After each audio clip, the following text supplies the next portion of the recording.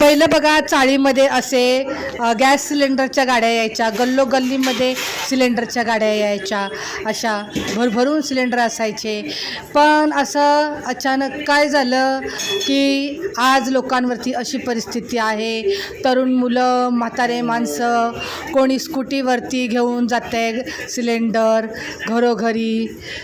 आता ही काय परिस्थिती ओढवली आहे बघा. आणि व्हिडिओ जास्तीत जास्त शेअर करा पटापट. नवीन असाल चॅनलवरती सबस्क्राईब करायला विसरू नका.